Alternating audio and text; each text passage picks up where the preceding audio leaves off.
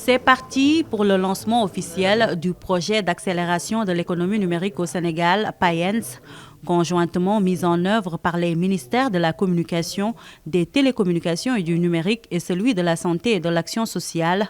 Le programme s'articule autour de 4 axes stratégiques que sont l'amélioration de l'environnement juridique, réglementaire et institutionnel pour le rendre favorable à l'économie numérique et respectueux du climat, le développement d'infrastructures haut débit résilientes en mettant l'accent sur la dorsale nationale en fibre optique et sur la connectivité du dernier kilomètre, le soutien à la transformation numérique du secteur public en renforçant les bases techniques et les services de l'administration en ligne, l'accroissement de l'accès aux informations et services de santé pour améliorer la prestation des services. Le numérique peut apporter des remèdes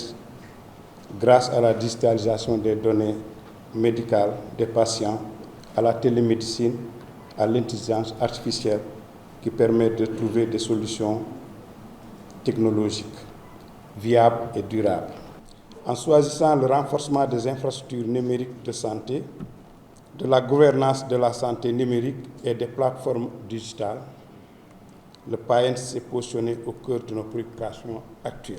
Avec un financement global de 95 milliards de francs CFA de la Banque mondiale à travers les fonds IDA sur une période de 5 ans, 2023 à 2028, le PAENS a pour objectif principal donc d'étendre l'accès à une connectivité à haut débit abordable et résiliente au changement climatique et améliorer l'adoption des services publics en ligne et des dossiers médicaux électroniques. Le développement du numérique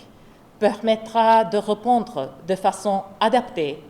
aux besoins pressants du pays et de mettre en œuvre cette vision du gouvernement de manière efficace. Notre plus grand objectif est d'œuvrer à vos côtés pour améliorer les conditions de vie des populations, créer des opportunités d'emploi pour les gens notamment. Le PAENS entre ainsi en droite ligne avec les priorités du nouveau gouvernement, un outil sur lequel le nouveau référentiel des politiques publiques, à savoir le projet, peut s'appuyer pour arriver à une transformation systémique et endogène du Sénégal à travers une souveraineté numérique. Le président de la République ambitionne, comme vous l'avez tous vu et constaté lors de ses différentes sorties, à insister sur la performance de l'administration. Il a également insisté à moult reprises sur la sécurisation de nos données. Il a également insisté pour qu'on puisse asseoir au Sénégal ce qu'on appelle la souveraineté numérique. Et tout cela demande énormément d'exigences, demande beaucoup de moyens. Et nous espérons, à travers le lancement de ce projet, qui est le PAENS, qui est un projet hyper ambitieux, que d'ici 5 ans, Inch'Allah, que toutes nos problématiques connues jusqu'ici, en matière de digitalisation des services administratifs, en matière de digitalisation de l'administration de manière générale,